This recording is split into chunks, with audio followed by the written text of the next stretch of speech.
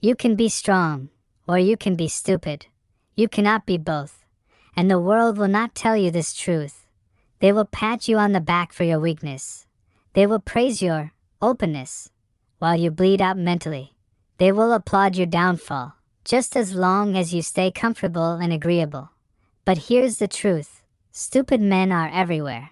And no, this isn't about intelligence. It's not about books. It's about blindness. It's about weakness disguised as kindness. It's about how easily you give your power away, and how you don't even know it.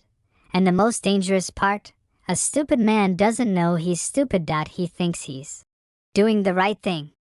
But behind that fake humility is a slow decay. A quiet erosion of masculinity. Of sovereignty. Of soul. So listen closely. Because what I'm about to tell you, they never wanted you to know. And once you see it, you can't unsee it. These 6 signs, they're the fingerprints of a mentally broken man. And the first 2? You'll see them in the mirror, unless you choose war. Let's begin. Sign 1. He chases approval like a starving dog. You've seen him. Smiling too much, nodding too much, apologizing when no apology is needed. He doesn't speak his truth. He filters it. He doesn't take up space. He shrinks. Why? Because he needs everyone to like him. Their validation is his drug. He will trade his soul for applause. Trade his principles for peace. Trade his power for a pat on the head. This man is stupid, not because he's unkind, but because he has mistaken approval for respect. And the world does not respect a man who kneels to everyone's feelings. History doesn't remember the agreeable. It remembers the dangerous. It remembers the ones who stood firm, even when the room went silent. You want to know who else chased approval? The soldiers who obeyed orders in Nazi Germany, even when their souls screamed no. That's the cost of just doing what's expected. That's what happens when you value being liked over being principled. Let me say this straight. If you need everyone to like you, you are easy to control. You are programmable. You are weak. Burn this into your mind.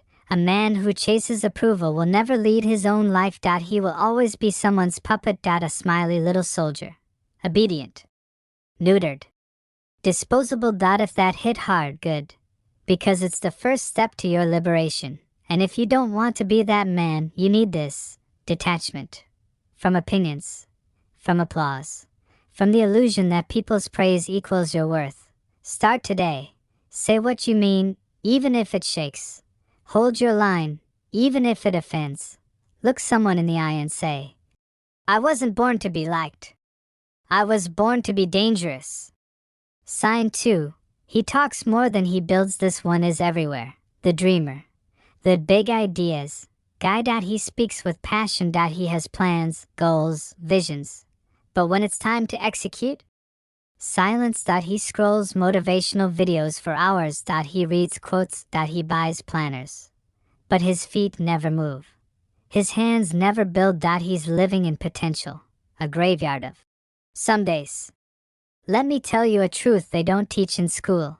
Dreams without discipline are lies. A stupid man confuses talking with doing. He thinks reading books makes him wise. He thinks listening to podcasts makes him tough. He thinks wanting it badly means he deserves it. But you know what truly separates warriors from weaklings? Execution. Silent. Boring. Ruthless execution. No fanfare. No applause. Just sweat, grit, and discipline. Marcus Aurelius, the Stoic emperor, ruled during plague, war, and betrayal. You know what he didn't do? Sit around complaining about timing. He acted quietly, brutally. Every day. In a world of noise, a man of action is terrifying. Why? Because he's not waiting for permission. So ask yourself right now, are you building or just talking? Are you growing or just fantasizing? Are you living or performing? If you say, I'm trying, stop. Trying is an excuse. Doing is the answer. Kill the noise. Kill the distractions. Wake up earlier. Lift the weight. Write the book. Make the move. Without needing a damn audience. Because the world doesn't reward thoughts. It rewards finished work. Let that truth settle. Heavy, isn't it? Good. It means the mask is cracking. You are not here to stay comfortable. You are not here to remain the same. You are here to evolve. Or die. And we're just getting started. Point 2 signs down. Point 4 to go. Each one cuts deeper. Each one demands war with your own weakness. But if you've made it this far, you're already different. You're already dangerous. You're not just watching. You're waking up. Next, we go darker. We go deeper. We unveil a forbidden truth that explains why most men stay trapped forever. You're still here. That means something. It means you didn't flinch when the mirror got sharp. It means you're not afraid of war with your lower self. It means you're not just interested in mental toughness, you're bleeding for it, and that makes you dangerous. But don't get comfortable, because the next signs, they're deeper, darker. These are the traps that look like strength, but are nothing more than slow suicide dressed as normalcy. Let's continue. No mercy. No filters. Sign 3. He surrounds himself with weak men. This one is brutal, because it's invisible. You don't see it until your whole life's been poisoned. Stupid men travel in herds. They move in packs of comfort. Of mediocrity. Of it's okay, bro. You tried. They praise each other's laziness. They celebrate failure if it's relatable. They talk tough, but melt under real pressure. And here's the forbidden truth. If the men around you aren't sharpening you, they're dulling you. Slowly. Quietly. Permanently. You rise or fall to the level of your circle. Every single time. You think Julius Caesar conquered Gaul with emotional support groups? You think Genghis Khan built empires riding with men who quit when it rained? No, wolves do not run with sheep. And iron does not sharpen cotton. If you are the strongest man in your circle, you're not a leader. You're a hostage. Because weak men breed weakness. They fear ambition. They mock hunger. They resent your discipline because it exposes their cowardice. Watch this closely. You start training hard? They call it obsessive. You start cutting toxic habits? They call it boring. You start winning? They vanish. This isn't just about friends. This is about your environment. The subtle, silent gravity that pulls you toward mediocrity. If you don't rip yourself out. If you're serious about mental toughness, you must build a new tribe. Even if that means walking alone for a while. Even if that means silence, rejection, and long nights. Because a man who dares to rise will always outgrow his surroundings. And here's the simple step. Audit your circle today. Ask yourself, does this man challenge me or comfort me? Would I go to war with him, or bury him when he folds? If the answer is unclear, cut hard, cut fast. Your mind is your fortress. Guard its gates like your life depends on it, because it does. Sign 4. He mistakes lust for power. This one is fatal, and almost every man falls into it. He thinks his worth comes from the women he attracts, from the bodies, from the attention, from the illusion that options make him valuable. But here's the ruthless truth. A man ruled by lust is not a man. He's a slave with an erection. He confuses conquest with control. He thinks dominance lies between the sheets, when real power lies between the ears. You think you're in control when you chase women? No, you're predictable. You're programmable. You're led by your biology like a dog sniffing its next high. You want to know how empires fall? Look at Samson. Look at Caesar. Look at powerful men whose lust opened the gates to their own destruction. Lust is the leash, and the more you chase, the tighter it wraps around your neck. You want freedom? You want power? Then you must master your hunger, or be devoured by it. Here's how it starts. Cold showers. Discipline over dopamine. Redirection of energy into creation, not consumption. Start transmuting your desire into legacy. Build something that outlasts your cravings. Because when you stop chasing, you become the one who is chased, not by people, but by destiny. You cannot become king while kneeling to impulse. That's the line. Tattoo it on your soul. 4 signs down. And if your heart's pounding, it should be Because this is not motivation. This is resurrection. You're not being coddled. You're being called into the fire, into the raw, merciless territory where real men are made. And listen closely, the final two signs, they're not just behaviors. They're soul-level fractures. Hard to admit, harder to fix. But once you do, you become untouchable. No man can enslave you. No crisis can break you. No storm can stop you. You want that? You want to step into that level of psychological warfare? Then you already know what to do. You've made it this far. That means you've already stepped over the line most men will never cross. Because this path, it's not glamorous. It's not comfortable. It's brutal. But it leads to something sacred. A mind no one can touch. A soul no one can bend. A life no one else owns. We've torn through 4 signs. 4 fractures in the armor of the weak. Now, we go to the root. The final 2, these aren't just signs. They are viruses. Infections of the soul that turn men into husks. Alive, but not living. Let's go. They're .no holding back. No's safety nets. Sign 5. He refuses to take full responsibility. This is the signature of a broken man. And it shows up everywhere. He blames his ex, he blames his parents, he blames the government, he blames his boss, he blames timing, luck, weather, karma, anything but himself. He says things like, life's just unfair. I was born into this.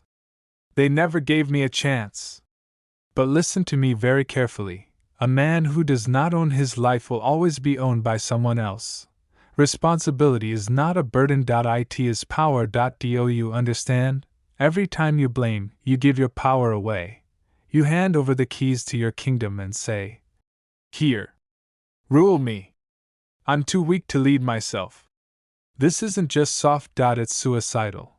Because if the problem is out there, then the solution is never within reach. But the second you say, this is mine. This mess, this pain, this chaos, it's mine. Everything changes. You stop waiting for saviors. You stop praying for mercy. You stop hoping the world will adjust to your fragility. You become the one who adjusts reality. You become the storm. Jocko Willink calls it extreme ownership. But long before Jocko, Marcus Aurelius lived it. He wrote in his journals during war and plague. You have power over your mind, not outside events. Realize this, and you will find strength. Read that again. Burn it into your blood. Because until you take total responsibility, no healing will stick. No transformation will last. No fortress will stand. Responsibility is the steel spine of kings. Without it, you're just a man, waiting to be rescued.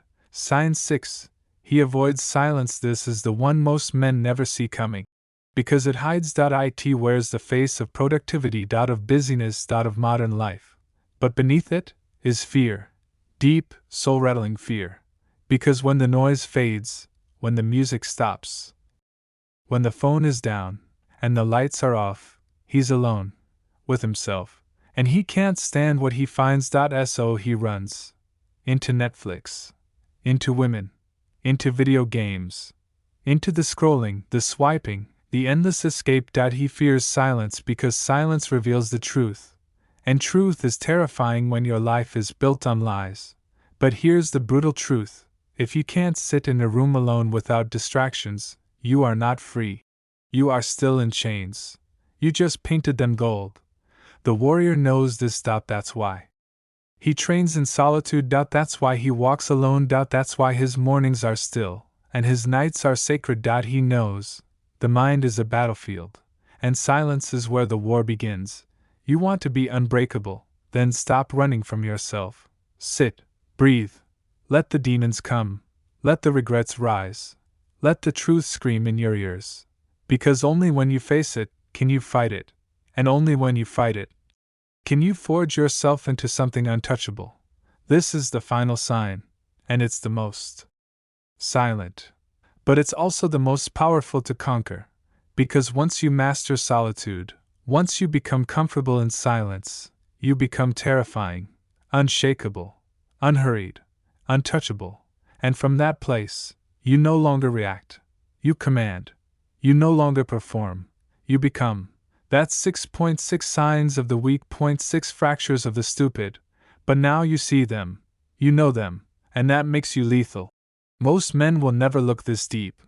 Most men will never want this truth. But you're here. You're still watching, still standing, and that means you're not most men. But this isn't the end. Because now comes the awakening, now comes the reconstruction. From more torn mental ground, you build. And in the final part, I'm going to tell you exactly what that looks like. You'll see the path. You'll feel the shift. And by the end, you will walk away from this video a different man. This is a dot. You've been hit with the truth, shaken by it, wounded by it, but not destroyed. Because deep inside you, there's something ancient, something sacred, something untamed that refuses to die. The stupid man, he never makes it this far. He scrolls. He shrugs. He sleeps. But you stayed. You listened. You bled. And now, you build. Because strength is not given. It is forged. In silence. In pain. In fire. This is your final phase, the transformation. When you stop surrounding yourself with weak men, you stop waiting to be understood, and start surrounding yourself with those who demand more from you. Iron sharpens iron. Wolves run with wolves. If you're still holding on to soft voices that comfort your weakness, cut them. Because the stronger you get, the smaller your circle becomes. And that's not loneliness. That's purification. When you stop letting lust control your decisions, you stop being predictable. You stop being bait. You become sovereign. You start investing energy into your mission, into legacy, into becoming a man whose presence speaks louder than his words, his status, or his trophies. The world bows not to men who chase women, but to men who chase purpose with ferocity. When you take full responsibility, something ancient clicks. You feel it. It's not ego. It's not shame. It's ownership. You stop saying,